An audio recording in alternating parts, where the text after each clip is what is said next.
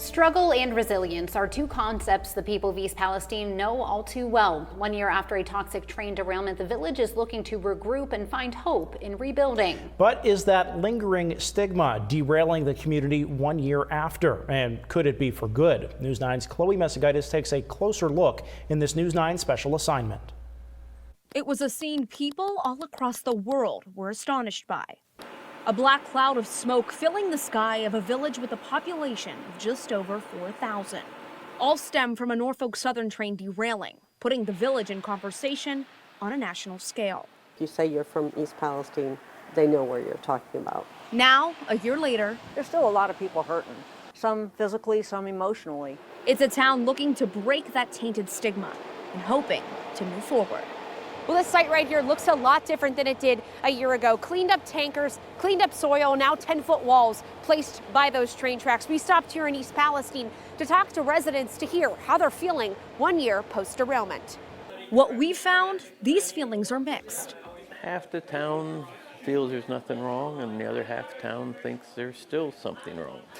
William Smiley Hugar lives a matter of feet from the derailment site on Taggart Road. Oh, wait till we get down here. A constantly changing scene, but to him, just another day in his backyard. You got the pounding from them putting the walls into the ground, so you have that going on all day. It's just constant, various sounds all the time. Hugar says that's not the only thing that's changed. People have started to flee the village. People don't want to live in this mess. Especially with that stigma continuing to linger on. Dianna Elzer is a resident who owns several businesses alongside his wife, Dianna. Elzer believes that things are getting better as Norfolk Southern continues to pour millions in environmental and community assistance into the town, making their total investment somewhere in the ballpark of $1 billion. There were some people that were more concerned about what happened than others that decided to leave. But it's not just everyday life, it's the livelihoods that go with it.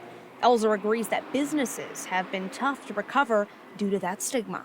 It's taken a little longer for the businesses because we've got to change the perception in the outside community that it's safe to be here. We spoke to business owners Harry Jones and Maggie Gugliemo a year ago when the tragedy first hit. Now catching up a year later. Since it's happened, we haven't had our outside customers coming in. We did pull from the tri-state area. We pulled from people from 20, 30 miles away sometimes. We're not seeing that coming into town now. Jones says it's taken a big chunk of business away. Those outside customers coming in was accounted for about 50% of our business. I mean, when you take away half of the business, it hurts. While tough, he's staying afloat. Gugliemo, on the other hand, had to close her doors for good, as her business Wristbands America was tainted by the fumes from Contaminated Creek, Sulphur Run.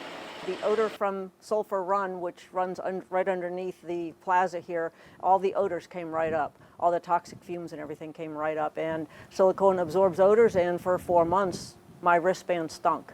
Those creeks impacting more than just Guglielmo's business. We spoke with Terry McElroy, who serves as Unity Township trustee, which is part of East Palestine. McElroy says his biggest worry is with the environmental impacts on the area water. He says there are still chemicals in the streams and wells that run on a 60-day testing schedule. If they test today and tomorrow the chemical gets in the aquifer, they're going to be showering and drinking that water for 59 days before it gets tested again. And while there's been constant EPA testing, Ohio Governor Mike DeWine says this will take time. We've got 1 or 2 streams that still have some oil in it. We know that because we go in and trying to kind of stir things up and have that oil come to the surface, and then that oil is in fact removed. Ohio EPA Director Ann Vogel says they don't see anything that could impact the public through their sampling, as over millions of gallons of water have been tested. We don't see any chemical of concern that is at such levels that there would be a human health risk. So where do we go from here? But in 2 years, what would you like this to look like? A lot of residents still concerned that this stigma is always going to be here. This is not going to be a long-term contaminated town. It's just not. It was a contained area. We know exactly what was spilled and in what quantities, and we know how to clean it up. But residents still worry this won't be enough. Do you think there's always going to be a bad stigma with this little town? Oh, yeah.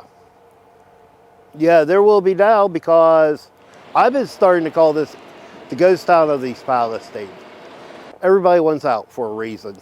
Governor DeWine says he hopes in the next year there will be a gaining confidence in the community. But I hope as time goes on people will feel confident that the air is good, that the water is good, and this is a great place to raise a family. But adds it will just take time, which can heal all wounds.